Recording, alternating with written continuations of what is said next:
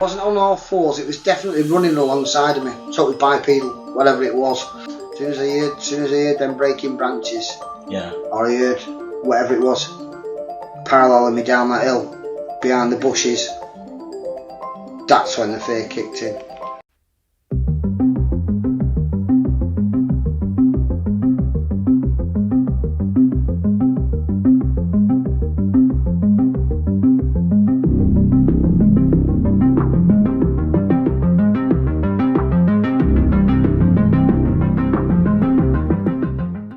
My name's Daniel Jones Street. I'm 47. I lived in the Windermere, Coniston area in the Lake District for about 18 years, where I was an avid fisherman, both bankside and on my boat.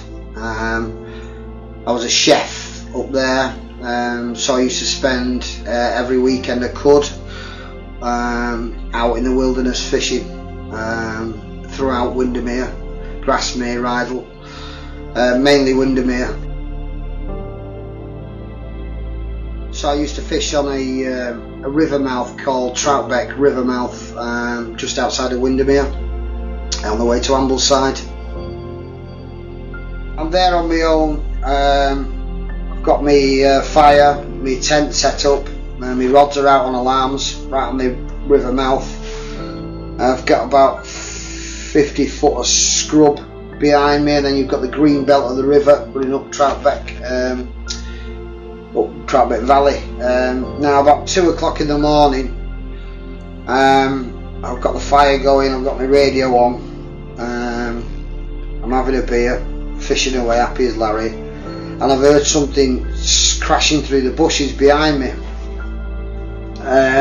which scared me. I didn't know what it was, because what would be crashing through the bushes behind a fisherman, because no wildlife will come near you. So at this, I've got into my tent and I've pulled my rifle out, put my head torch on, and I've stood up and looked over my tent, and it's still crashing around behind me, and I don't know what it is. I've no idea, but it's a big animal. Whatever it is, it's a big animal. It's not a fox, it's not a badger, it's breaking branches. And so at this, I'm scared witless at this point. There was a bit of a smell in the air, but I didn't really register that at the time. All I've registered is that, you know, I've got an animal moving, crashing through the bushes about 50 foot behind my camp. I've got the only defence I've got is my air rifle. Fear of God was put into me, hairs on the back of my neck stood up. I didn't, you know, I know the wilderness out there, and there's not much scares me. So at this, I've put my head torch on, and I've got my rifle, and I've loaded it, and I put a shot into the bushes on the left, then I've loaded it again. I put another shot into the bushes on the right, just to move anything that was there, and I've waited for a minute, and then I can still hear it crashing in the bushes. So then I'm absolutely petrified at this point. I've loaded my gun again, and I've backed out of the woods, right along the beach up to where my car was, which was about a quarter of a mile of woods, with 2 fences to negotiate, trying to climb over them backwards, because I couldn't turn me back on whatever that was. And the sense of dread, I've never known anything like that. And I've hunted a lot of stuff up in Windermere, deer, you know, throughout, vermin, and so it really scared me, and I didn't know what it was. Next day, I thought it might be a big cat, but I did hear a grunt or a growl on the way out of there. So I don't know what it was, but it scared the bejesus out of me, and I don't scare really. And that was the first thing that happened to me on Troutbeck river mouth. I could put it down as a big cat, but I'm not convinced, because it would have shifted after 2 shots off a rifle. going into the bushes. Anything would, any wildlife in the Lake District, even a big cat would have shifted, and that's just the way it is. But I've had a lot of experiences on that fishing peg with troops of deer swimming over the river and going through my lines and taking me rods into the lake. You know, I've had a lot of experiences. I've seen badgers. I've had mink come up to me bucket of fish, and they'll go in my bucket and they'll take a fish out of my bucket and they'll piss off with it. And so you know, wildlife down there, you know, I don't mind. I'm not a mindless killer of wildlife. I love wildlife, you know what I mean. I let the mink take a fish out of my bait bucket, you know what I mean. And so yeah, I was pretty keyed into wildlife down there. I spent so many hours.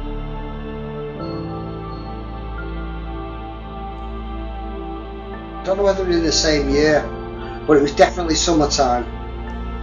It was definitely summertime because it was hot, and I didn't have me. I remember having just my light gear on for fishing. So we'd gone round to me and a mate Bladesy, who was my kitchen porter at the time. He had a camper van, and I had my car. So we drove round to from Troutbeck Bridge, where I was based. We've drove round past Ambleside and come back on ourselves to a place called the Tannery, which is where Grizedale spills down the big pine forest. You know, the big old pine forest. And we camped there next to the Tannery because it's good fishing. And my mate Blades is about 100 yards down on another peg. I'm in my tent. He's fishing out of his camper van. And about 2 o'clock in the morning, I've got the call of the wilds, so I've gone to the toilet. And that was up the embankment into the forest. And I've been on the toilet. I'm starting to make my way back down, and I've heard something. It was like it was paralleling me down the side of the hill and behind some bushes, and then I stopped, and then it stopped, and that's when I've gone, if it was a deer or something, it wouldn't stop when I stop, it'd just carry on and it'd probably bolt. So I started running at this point, and I've heard it start running as well, and I've absolutely cracked myself again, and I've had that fear again. And so as I've been making it back down to the camp, which was only a short distance really, I've seen something pass a gap in the side of the bushes next to me, and I've absolutely scared the bejesus out of me. So instead of going down to my camp, I've gone to see Bladesy to get some security in his camper van, because that's the only secure place I think it can be. And I've knocked on his camper van, and I said, let me in. He's gone, what? And I said, there's something ghosted me out of the woods. There's something paralleled me. And then he just started laughing and said, don't be daft. And he wouldn't open the door. So I'm having a bit of a meltdown, mate. I'm petrified. It wasn't that big. I'd say it was about 6 foot, maybe 5 or 6 foot. And it was moving as well. So in that, it didn't seem much taller than I was, but then when I saw it, it was moving. I only saw there was a gap in the bushes, and I just saw it go past out of my peripheral. So yeah, I think maybe 5 or 6 foot, no bigger. But then again, everything's going on. You've got the fear of God in you. You're running for your life at that point, which I thought I was, because this thing's, I don't know what it is. So for the information you take on board when you're in at panic stations, you know. So that for me, that was another scary thing that happened to me. And there's only them two things that you think you know fear, or you think you know if you're scared. I've never been scared like that before, never, and I've never experienced anything like it since. As soon as I heard them breaking branches, yeah, or I heard whatever it was paralleling me down that hill, behind the bushes, that's when the fear kicked in. What about a smell with this one? I didn't smell anything on that one. I didn't smell anything with that one. But I did see it. It wasn't on all fours. It was definitely running alongside of me. So it was bipedal, whatever it was. But it wasn't. When I did see the shadow, it was only a dark mass going past the bushes. It wasn't actually. It didn't seem to me to be solid. You know, like a black shadow. But it couldn't have cast a shadow because there was nothing to cast a shadow of, you know what I mean? But I didn't see it as a physical thing. I just saw a shadow going across. Yeah. And I heard it. So if I'm hearing something running down the slope, and then I see something what seems to be bipedal, ghosting me at the side of me, then my deduction is it can't be an animal of any kind. It's got to be something else. Yeah. How steep was the area though? It was about maybe 45 degrees. It was fairly steep. It runs down from Grizedale, and then you've got the little road. No, it's not a road, it's a gravel track, and then you've got the lake shore. So it was quite steep coming down from there. So was it giving a jerky reaction as though it was running, or was it smooth? No, it was when I saw. What do you mean when I saw the shadow? Yeah. I just saw the shadow go across. It wasn't a jerk. It just went out. Right. Yeah. And I've gone, whoa, what's that? And maybe run even quicker. Because now panic stations are saying something's hunting me, and I'm the hunter. Yeah. And it's not anymore. So yeah, it rattled me massively. And it took me a couple of weeks before I went back out fishing after that. And I never went alone again.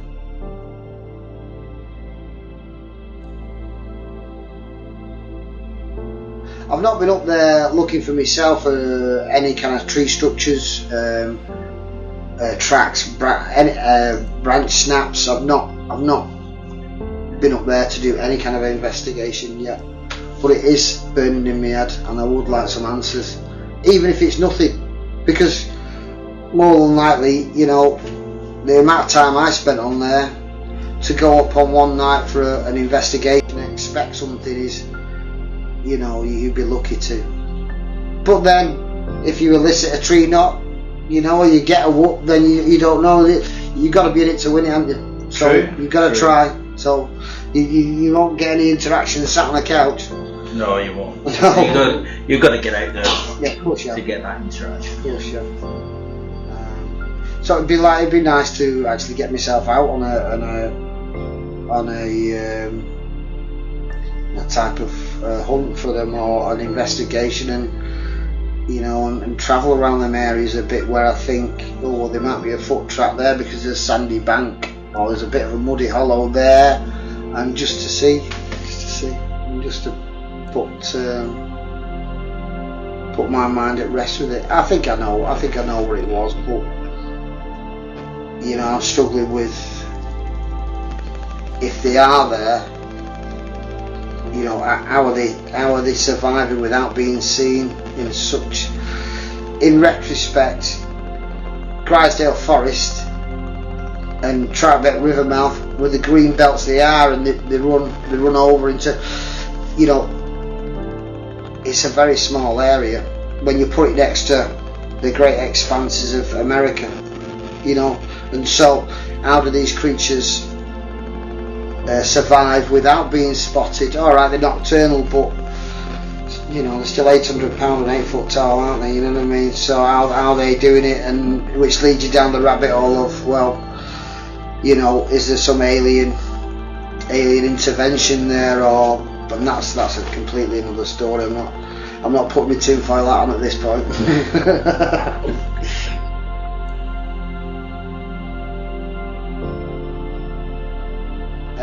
But if I'm going up there to try and recreate the situation I was in, and try and do maybe bring on a response just to see if there's anything there, I don't think I'd like to be on my own, and I certainly wouldn't be taking any weapons, because if I'm going into their environment requesting that they somehow interact with me, then if I've got ill intentions at heart, then they're going to be noticed by them, and you'll not see eye nor hair of them.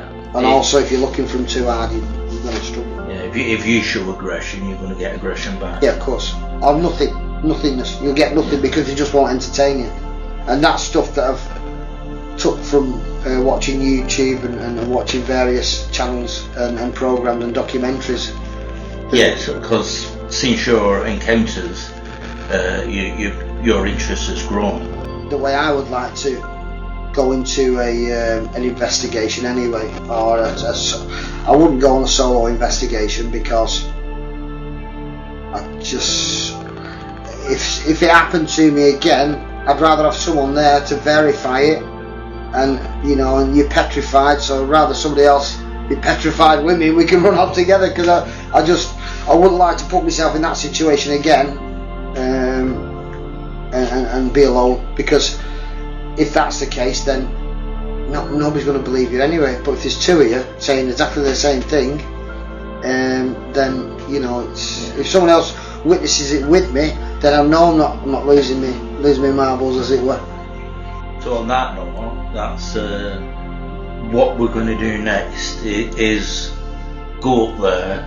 Yeah. We'll go up there.